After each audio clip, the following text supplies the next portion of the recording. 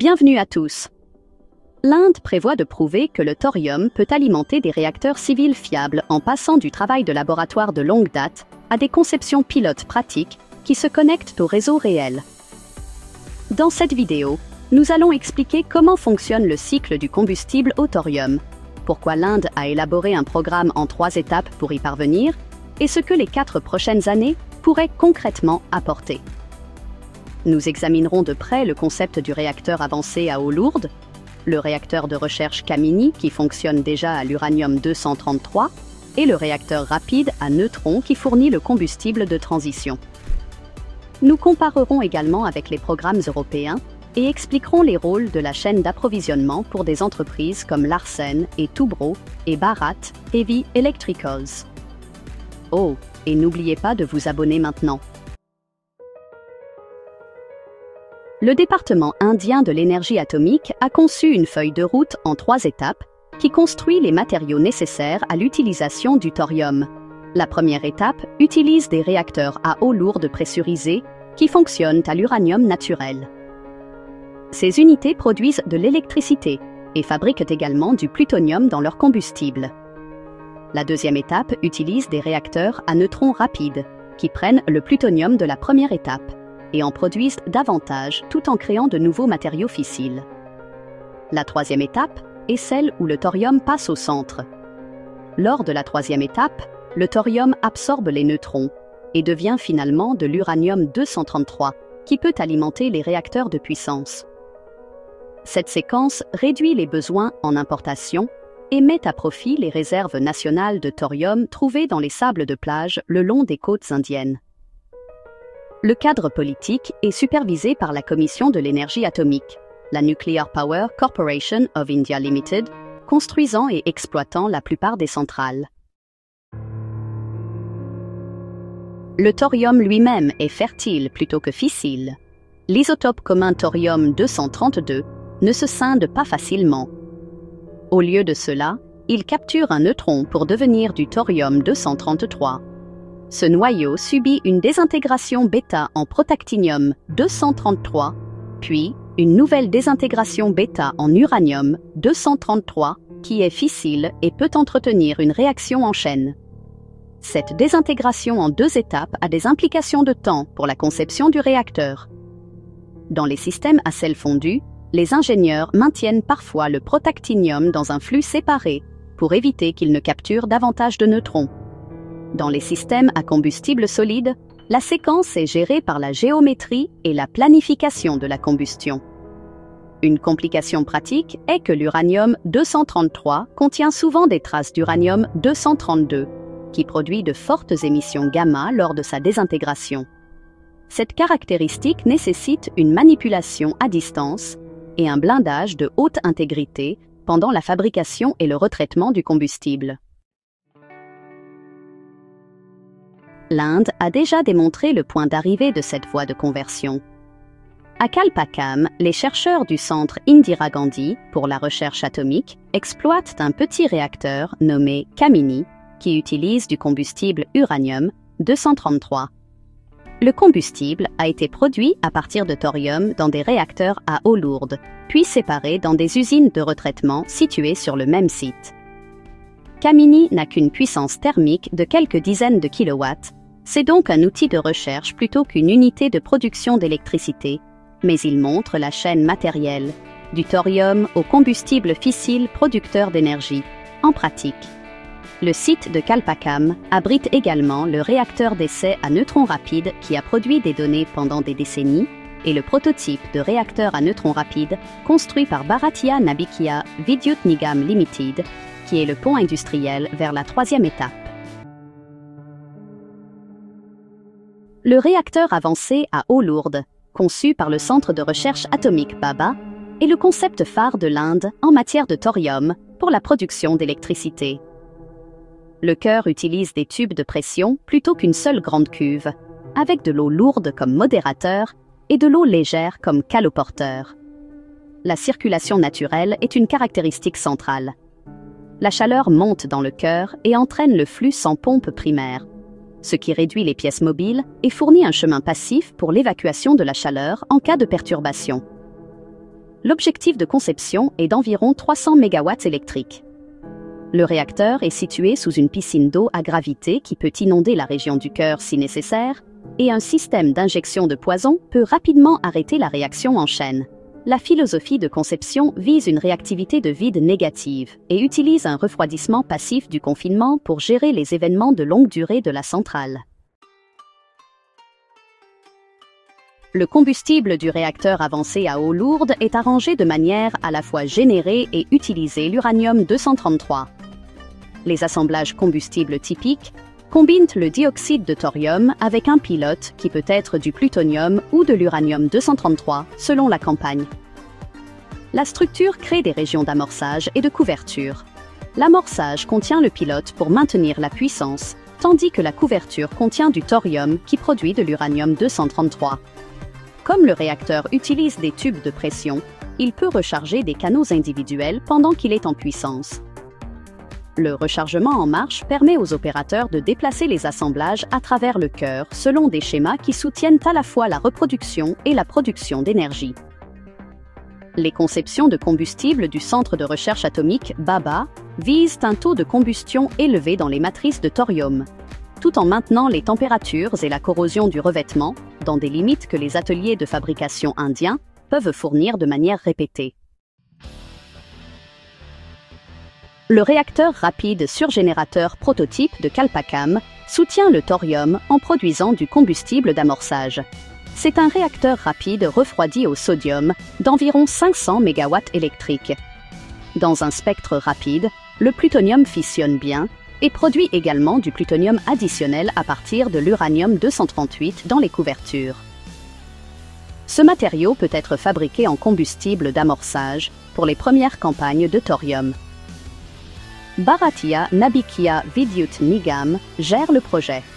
Larsen & Toubro a produit d'importantes pièces forgées de qualité nucléaire et des structures de réacteurs pour les réacteurs rapides et les unités à eau lourde, tandis que Bharat Heavy Electricals a fabriqué des groupes turbo-alternateurs et d'autres systèmes auxiliaires de l'usine.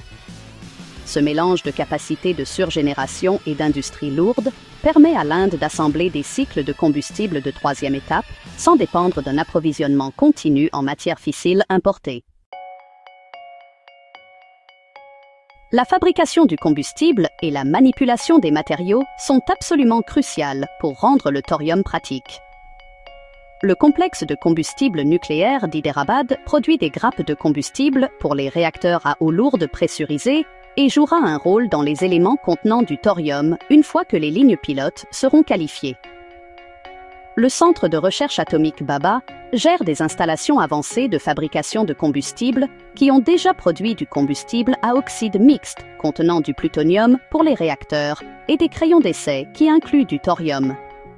Walchand Nagar Industries et Godrej & Boyce ont fabriqué des composants de précision tels que des pièces de calendria, des tuyauteries et des vannes pour le service nucléaire. Le Heavy Water Board maintient le stock national de modérateurs et travaille sur les améliorations de la production de deutérium.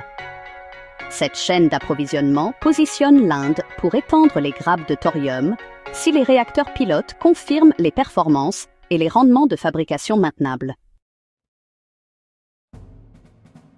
Le retraitement transforme le combustible usé en de nouveaux intrants pour le cycle. Les schémas de procédés Purex conventionnels extraient le plutonium et l'uranium du combustible usé. Le thorium nécessite une variante souvent appelée Torex, dans laquelle la séparation du thorium et de l'uranium-233 est ajustée, et les problèmes liés au protactinium sont gérés pour améliorer la qualité du produit. L'Inde exploite des usines de retraitement à Tarapur et Kalpakam et mène des travaux pilotes spécifiques au combustible contenant du thorium. La manipulation à distance est obligatoire car les produits de désintégration de l'uranium-232 émettent des rayonnements gamma durs. Les cellules chaudes, avec un épais blindage, et des manipulateurs gèrent la découpe et la dissolution. Les flux de déchets subissent une vitrification pour immobiliser les produits de fission dans le verre. Dans un cycle au thorium, l'inventaire transuranien à longue durée de vie peut être réduit par rapport au cycle conventionnel à l'uranium, mais les étapes chimiques doivent être prouvées à un temps de fonctionnement industriel. Les systèmes de sûreté du réacteur avancé à eau lourde reposent sur la physique passive. Lors d'une panne de courant, la chaleur résiduelle réchauffe le liquide de refroidissement qui monte vers des échangeurs de chaleur connectés au bassin de gravité. La vapeur se condense et retourne par gravité. Le cœur est conçu pour un effet de vide négatif, afin que toute ébullition locale réduise la réactivité. Le réacteur utilise une boucle de refroidissement passif du modérateur pour évacuer la chaleur de l'eau lourde. L'enceinte de confinement assure l'élimination passive de la chaleur grâce à des échangeurs de grande surface qui évacuent vers l'atmosphère à travers des filtres. Les opérateurs peuvent injecter des poisons à base de bore par gravité si les barres de commande échouent. Ces couches sont conçues pour tolérer des événements externes de longue durée où les systèmes actifs et l'alimentation électrique externe ne sont pas disponibles. L'objectif est une longue période de grâce pour la récupération. Il est utile de comparer l'approche de l'Inde avec d'autres. Des entreprises danoises telles que Seaborg et Copenhagen Atomics promeuvent des unités compactes à sel fondu avec construction en usine et déploiement maritime. En Europe, Rolls-Royce SMR se concentre sur les réacteurs à eau pressurisée compacts, qui sont différents des concepts au thorium, mais pertinents pour l'évaluation comparative de la chaîne d'approvisionnement. La société norvégienne Thor Energy a travaillé sur des combustibles d'essai incluant du thorium dans des réacteurs à eau légère. IEE Spectrum a rendu compte des efforts sur les sels fondus, et des revues telles que Nature Energy et Science Advance ont couvert les défis liés aux matériaux et à la corrosion. Ces programmes offrent à l'Inde des points de référence utiles pour les choix de conception et les options chimiques. Le fonctionnement du combustible au thorium à l'intérieur du cœur peut être expliqué étape par étape. Les neutrons de fission frappent le thorium-232 dans la couverture et créent du thorium-233. Celui-ci se désintègre en protactinium-233 en environ 22 minutes. Le protactinium-233 se désintègre ensuite en uranium-233 en environ 27 jours. La couverture est placée là où le flux de neutrons est suffisamment fort pour alimenter cette chaîne tout en empêchant l'uranium nouvellement formé d'être détruit par des captures supplémentaires. Les ingénieurs conçoivent des plans de mouvement du combustible qui maintiennent le combustible dans le flux adéquat pendant le temps nécessaire. Dans les concepts de sel fondu, le protactinium peut être transféré dans un réservoir pour se désintégrer à l'abri des neutrons.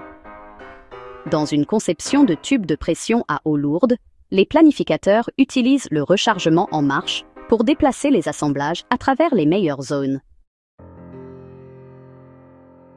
L'économie dépend du facteur de capacité et des coûts de fabrication du combustible, et du contenu local. Les réacteurs à eau lourde en Inde ont atteint des facteurs de capacité élevés après une période d'apprentissage. Si le réacteur avancé à eau lourde peut égaler cette performance, les coûts actualisés s'améliorent. Le rechargement en cours de fonctionnement réduit les arrêts. Le dioxyde de thorium est très stable et a un point de fusion élevé, ce qui est utile dans des conditions sévères, mais plus difficile à fabriquer et à friter. L'Inde compense cela grâce à son expertise nationale en céramique et en répartissant les coûts fixes sur plusieurs unités. Bharat Heavy Electricals peut livrer des îlots de turbines standards. Larsen & Toubro et d'autres fabricants peuvent réutiliser l'outillage développé pour les programmes d'eau lourde. Si les unités pilotes valident ces hypothèses d'ici 2026, la planification du site pour la première démonstration de thorium connecté au réseau pourrait avancer avec un risque moindre. Des études de cas réels montrent que les pièces sont bel et bien en place. Le réacteur d'essai à neutrons rapides de Kalpakam, par exemple, fournit des données précieuses depuis les années 1980. Il s'agit d'environ 40 MW thermiques et il valide la technologie du sodium ainsi que le comportement du combustible. Ensuite, nous avons le réacteur prototype à neutrons rapides d'environ 500 MW électriques, construit par Bharatiya Navikiya Vidyut Nigam. La Nuclear Power Corporation of India Limited exploite la flotte nationale de réacteurs à eau lourde pressurisée et possède une vaste expérience des machines de rechargement en marche. Le réacteur Kamini, fonctionnant à l'uranium-233, prend en charge la radiographie neutronique pour les programmes de matériaux. Au total, ces exemples inspirent confiance quant à la capacité de l'Inde à assembler une ligne thorium passant de la physique de laboratoire aux mégawatts du réseau, à condition que les étapes d'ingénierie et de chimie se déroulent comme prévu. Maintenant, parlons des pipelines réglementaires et de talent, qui sont tout aussi cruciaux que le matériel lui-même. L'Atomic Energy Regulatory Board est responsable de la supervision des licences de réacteurs et des dossiers de sécurité. Des examens par les pairs de l'Agence internationale de l'énergie atomique ont été utilisés pour tester les pratiques d'exploitation. L'Institut national Homi Bhabha joue un rôle vital dans la formation des ingénieurs et des scientifiques, qui passent par le Centre de recherche atomique Bhabha, le Centre Indira Gandhi pour la recherche atomique et la Nuclear Power Corporation of India Limited. De nombreuses études ont été publiées sur le comportement du combustible au thorium, la corrosion dans les sels chauds et la sûreté passive dans des revues évaluées par des pairs comme Science Advance et Nature Energy. La couverture industrielle dans IEEE Spectrum aide également à évaluer les attentes du public. Cette publication transparente permet aux investisseurs et aux planificateurs d'État de comprendre ce qui est prouvé, ce qui reste expérimental et où le risque de calendrier subsiste. Cependant, des défis subsistent, et ils sont assez spécifiques. La manipulation de l'uranium-233 nécessite une infrastructure en cellules chaudes à cause des produits de désintégration de l'uranium-232. Le dioxyde de thorium, difficile à friter, peut exiger des procédés à plus haute température et un contrôle précis des pores. Les schémas de retraitement pour le thorium sont moins standardisés que ceux pour l'uranium et le plutonium. La gestion des déchets doit prendre en compte les sources gamma, ce qui rend la maintenance plutôt chronophage. Les chaînes d'approvisionnement doivent maintenir la précision des tubes de calandre, des tubes de pression et du matériel de la machine de rechargement pour des milliers de cycles. La communication publique doit clarifier que le thorium n'est pas un combustible magique qui contourne les règles de sécurité. C'est une voie qui échange certains problèmes contre d'autres d'une manière que l'Inde trouve attrayante, compte tenu de ses ressources nationales et de ses atouts industriels. Alors, les attentes à court terme devraient être envisagées de manière assez conservatrice. Au cours des 2 à 4 prochaines années, la priorité est de faire fonctionner le réacteur à neutrons, rapide prototype à pleine puissance et avec une disponibilité stable, de compléter les étapes de qualification du combustible pour les assemblages contenant du thorium et de finaliser les documents de licence pour la démonstration du réacteur à eau lourde avancée. D'ici 2026, les lignes de fabrication pilote pourraient étendre les séries d'éléments d'oxyde mixte de thorium si les données d'essai le confirment. Les objectifs à moyen terme incluent la construction de la première unité de réacteur à eau lourde, avancées connectées au réseau et la collecte de données multicycles sur les modèles de surgénération et de mouvement du combustible. Les questions à long terme incluent l'opportunité d'ajouter la technologie des sels fondus à la voie nationale, comment étendre le retraitement sans goulot d'étranglement et comment intégrer le nucléaire avec les utilisateurs de chaleur industrielle. Maintenant, comparons le plan de l'Inde au choix de réacteurs plus courants. La plupart des pays construisent encore des réacteurs à eau légère qui utilisent de l'uranium faiblement enrichi. Ces unités disposent de chaînes d'approvisionnement matures et d'une vaste expérience opérationnelle.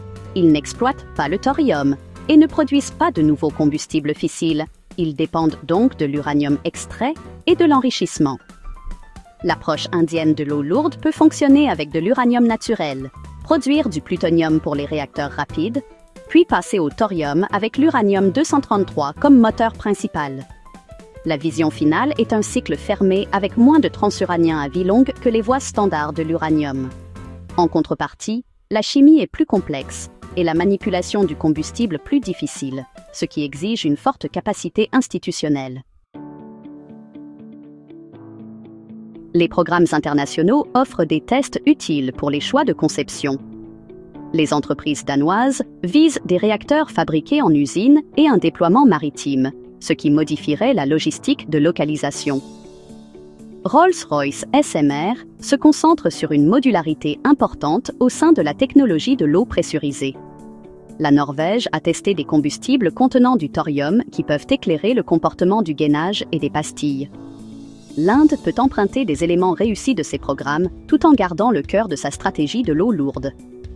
Des chercheurs d'universités tels que le MIT, l'ETH Zurich et les instituts Max Planck ont publié des travaux sur la corrosion, le comportement des sels fondus et la sûreté passive. Leurs découvertes aident à affiner les choix de composants et les plans d'inspection pour les réacteurs indiens et les installations de cellules chaudes. L'écosystème industriel derrière le programme indien comprend des entreprises gouvernementales et des fournisseurs privés. La Nuclear Power Corporation of India Limited exploite des réacteurs. Le Bhabha Atomic Research Center conçoit les systèmes de combustible et de réacteurs. L'Indira Gandhi Centre for Atomic Research gère les réacteurs rapides et les programmes de matériaux.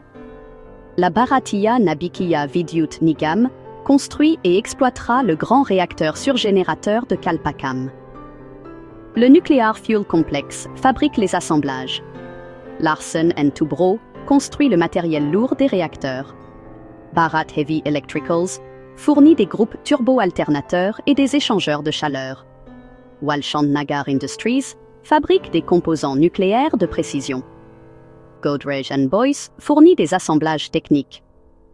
Le Heavy Water Board maintient les approvisionnements en modérateur.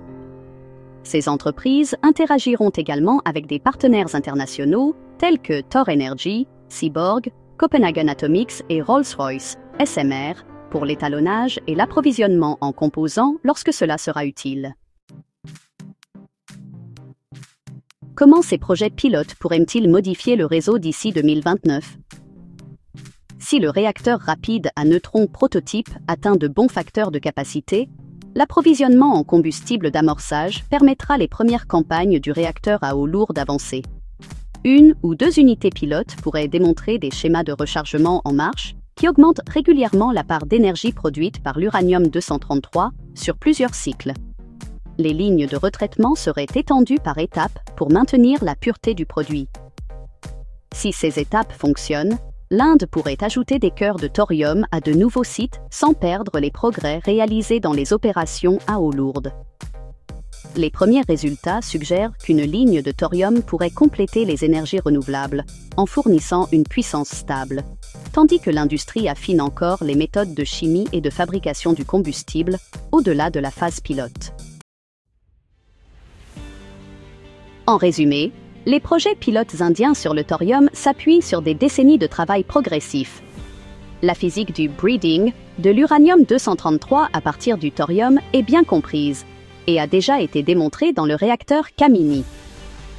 Le pont industriel via les réacteurs à neutrons rapides est en cours de construction et vise à fournir du combustible de démarrage pour les premières campagnes.